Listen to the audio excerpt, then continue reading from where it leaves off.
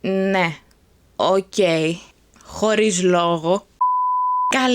Καλησπέρα, τι κάνετε, πώς είστε? Σας καλωσορίζω στο τελευταίο part του Nostalgia Show. Ναι παιδιά, το ξέρω, λυπάστε και εγώ λυπάμαι, αλλά νομίζω ότι ήρθε η ώρα να βάλουμε τέλος στο Nostalgia Show. Οκ, καλό και το παρελθόν, μάλλον, αλλά σκοπός είναι να κοιτάμε το τώρα και να ονειρευόμαστε το μέλλον. Πλάκα κάνω, δεν θα αρχίσω με τέτοιες κριντζιές, απλά θεωρώ ότι πρέπει να μπει ένα τέλος. Αλλά οκ, μη στεναχωριέστε, φυσικά μπορεί να υπάρξουν άλλα shows, άλλες θεματικές, οπότε please. Θα μπορούσατε βέβαια για να ανακαλύψετε κάποιες δραστηριότητες από αυτές που κάνω, κυρίως βέβαια συμμετέχω σε ταινίες μικρού μήκους. Μπορείτε απλά να κάνετε ένα follow στο Instagram και ένα subscribe στο κανάλι εδώ, γιατί όχι. Χριστούγεννα παιδιά, ό,τι καλύτερο πραγματικά. Ιδανικά εγώ θα ήθελα να κάτσω και να ασχοληθώ με τα νιάτα μου, για να είμαι ειλικρινής, γιατί τα έχω παραμελήσει λόγω φόρτου εργασίας. Θέλω να πιστεύω ότι πέρα από το ότι έχετε μπουκωθεί στα πολλά μελομακάρονα και κουραμπιέδες και μην νομίζετε ότι σας πτωεί αυτό, γιατί η ζυγαριά άλλα θα δείξει, ειδικά η δική μου, γιατί με τους κουραμπιέδες το ξεφτύλισα φέτος. Σημασία έχει όμως να περνάτε ωραία τα Χριστούγεννα, γιατί πολύ απλά This is Christmas! Και επειδή άρχισα πάλι να μιλάω πολύ και δεν ωφελεί πουθενά αυτό, πάμε να ξεκινήσουμε με το part 4 του Nostalgia Show. Για όσους δεν ξέρουν, το Nostalgia Show είναι ένα show στο οποίο τα παιδιά της δεκαετίας των Zeros καλείστε να θυμηθείτε animation, τηλεοπτικές σειρές και γενικά πράγματα τα οποία κάνατε όταν ήσασταν στην δεκαετία των Zeros. Σήμερα θα μιλήσουμε για ένα κανάλι το οποίο νομίζω υπάρχει ακόμα και τώρα. Δεν αναφέρομαι στον Nickelodeon, αν αυτό νομίζετε. Όχι. Και φυσικά αναφέρομαι στο Smile TV. Ιδανικά το Smile TV άρχισε να παίρνει μορφή κάπως από τη στιγμή που έκλεισε το 06. Γι' αυτό κιόλας μερικά animation τα οποία προβάλλονταν στο Smile υπήρχαν ήδη στο 06. Απλά όταν το 06 έκλεισε, το Smile τα αγόρασε και γι' αυτό μερικοί τα βλέπετε σε επανάληψη. Τα βλέπατε μάλλον, δεν ξέρω αν κάποιος τα βλέπει ακόμα και τώρα. Συν ότι το Smile μετά άρχισε να βγάζει και κάπως δικά του animation και δικές του σειρές. Σήμερα λοιπόν θα μιλήσουμε για 5 animation ή τηλεοπτικές σειρές που βλέπαμε στο Smile TV. Απλά εδώ κάπου θα σας πω ότι το Smile TV, γιατί μερικοί μπορεί να το ψάξετε και δεν είμαι της παραπληροφόρησης, αλλά το Smile δεν ήταν τόσο πολύ στη δεκαετία των Zeros. Τέλεια. Έκανα άλλη μια πονηριά. Μας είπες ψέματα, μας παραμύθιασες, μας έταξες ποίηματα και τίποτα άλλο. But νομίζω δεν μπορούσα να μην το βάλω στο Nostalgia Show. Συγγνώμη κιόλας ρε παιδιά. Βασικά, για να είμαστε ειλικρινείς, το Smile TV ιδρύθηκε το 1998, 2 χρόνια πριν τη δεκαετία των Zeros. Το θέμα όμως είναι ότι η πρώτη του λειτουργία ήταν το 2013. Αλλά να ξέρετε ότι τα animations στα οποία θα αναφερθούμε σήμερα ξεκίνησαν μέσα στη δεκαετία των Zeros, απλά αργότερα προβήθηκαν στο Smile TV, γιατί όπως είπαμε μερικά ήταν από το 06 και μεταφέρθηκαν στο Smile TV. Το πρώτο animation με το οποίο θα ασχοληθούμε ακούει στο όνομα το μυστηριώδες νησί του βασιλιά Kong. Δεν ξέρω καν αν το θυμάστε εσείς. Το animation του συγκεκριμένο είχε ξεκινήσει στο 06 και όταν έκλεισε μετά το αγόρασε το Smile TV.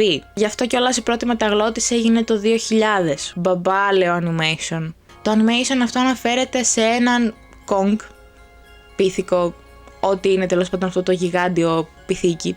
Yes. Το οποίο αφού πέθανε, η μία επιστήμονας, η Lorna Jenkins, τον κλωνοποίησε μετά τον θάνατό του και τον άφησε προστατευμένο σε ένα δικό του νησί, γι' αυτό και το ονόμασε νησί του Kong. Απλά μετά από 18 χρόνια, ο εγγονός της, ο Jason και ο φίλος του, ο Dan, επειδή σαν έφηβοι, σαν μεγάλα παιδιά δεν κάθονται στα αυγά τους, πήρανε τον καθηγητή τους και επισκεφτήκανε αυτό το νησί, αλλά το θέμα ποιο ήτανε? Ότι το συγκεκριμένο νησί το προστάτευαν κάτι πετράδια που είχε φτιάξει η Jenkins. Ο καθηγητής του Jason και του Dan έκλεψε αυτά τα πετράδια γιατί σου λέει «ΟΚ, εγώ είμαι αυτός που είμαι και θα κάνω ό,τι γουστάρω» και ναι, γενικά τον έπιασαν τα ναρκωτικά που είχε πάρει και σου λέει «θα κλέψω τα πετράδια και θα κάνω ό,τι γουστάρω σε ξένο νησί». Και αφού κλέβει τα πετράδια ο Ντελαπόρτας, γίνεται εκεί πέρα το κουτρούλιο γάμος, γίνονται μάχες, γίνονται το ένα, γίνεται το άλλο, έρευνες κτλ. Εντάξει, τώρα όσο αφορά τη μεταγλώτηση, το συγκεκριμένο animation Και μόνο που είχε τη γενέτειρά του το 06, εντάξει. Θα σου κοστίσει, Δόκτωρ. Κάνε μια επίδειξη.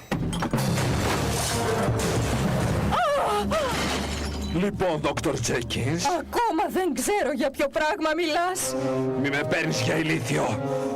Πού είναι η πρωτογενής λύθη? Σημασία έχει όμως ότι η μεταγλώτηση ήταν νόμιμη, για να είμαι ειλικρινής μπορείτε να το ψάξετε κιόλας, σε σχέση με κάτι άλλο που είχαμε δει, βλέπε θρύλο του βασιλιά Πυθίκου. Δεν ξέρω αν εσείς θυμάστε αυτό το animation, αλλά εγώ συγκεκριμένα το θυμάμαι γιατί μου είχε κάνει full εντύπωση το όνομα του καθηγητή Ντελαπόρτα.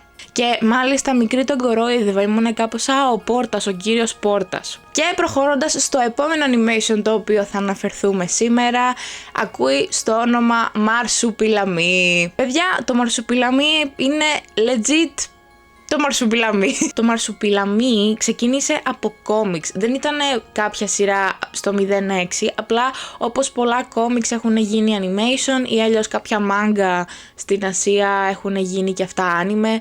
Τι είπα μόλις τώρα. Μάλιστα το Μαρσουπιλαμί εκδόθηκε το 1987 για πρώτη φορά σαν κόμικ. Όμως σαν animation για πρώτη φορά κυκλοφόρησε από το 2000 και μετά. Από ό,τι διάβασα το Μαρσουπιλαμί ξεκίνησε πρώτο στο Alter και μετά πήγε στο Smile. Και όλη η ιστορία βασίζεται σε ένα φανταστικό ζωάκι, γιατί νομίζω το Μαρσουπιλαμί στην πραγματική ζωή δεν υπάρχουν από ό,τι έψαξα. Αν γνωρίζει κάποιος κάτι μπορεί να με διορθώσει σε αυτό. Είναι ένα παρδαλό ζωάκι που έχει κίτρινο χρώμα με μαύρες κοιλίδες.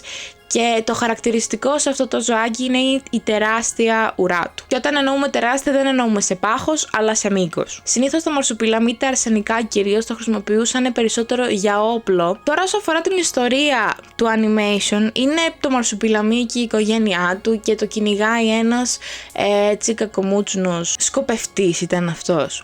Δεν θυμάμαι καν τι ήταν. Και απλά θέλει να το πιάσει για να το προωθήσει κάπου. Εντάξει, τώρα όσο αφορά την ελληνική μεταγλώτηση, εντάξει, μπορώ να πω ότι είχε αρχίσει κάπως να καλυτερεύει η κατάσταση. Αυτός ο μικρός ήταν πολύ πεινασμένος, έτσι.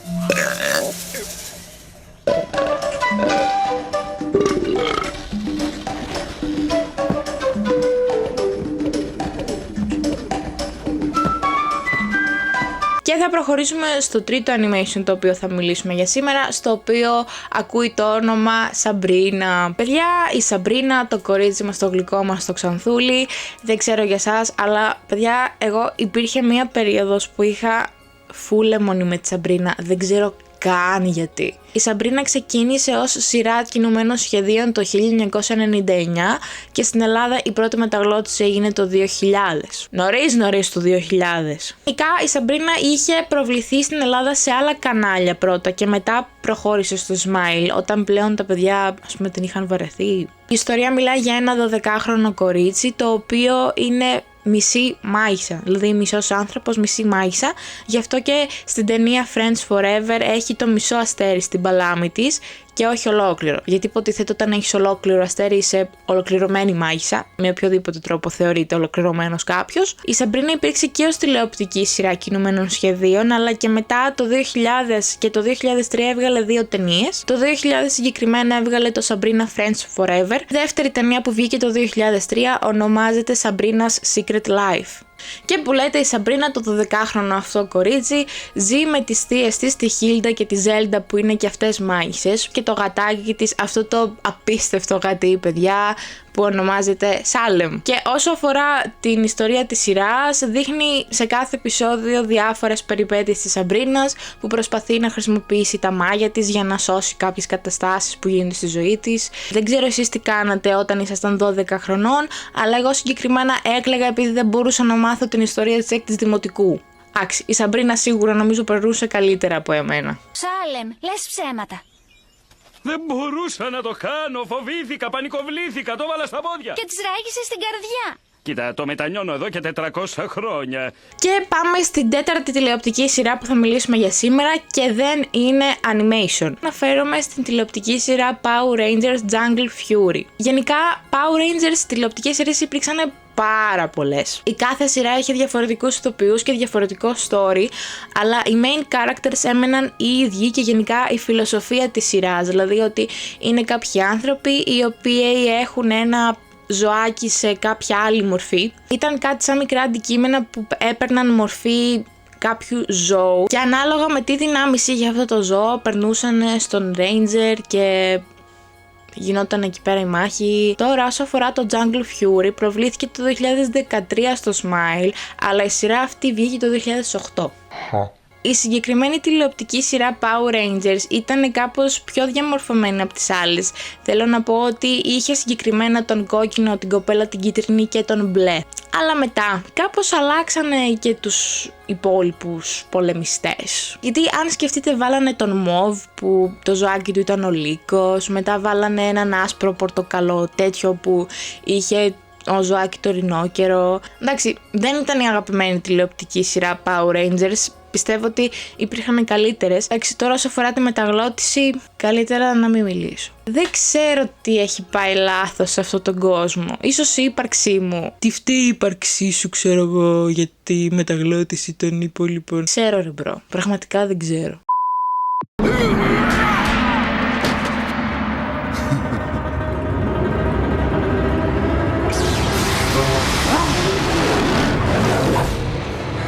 Τζάροντ, Λίλι, Τέο, το βράδυ θα έρθετε στη μεγάλη αίθουσα.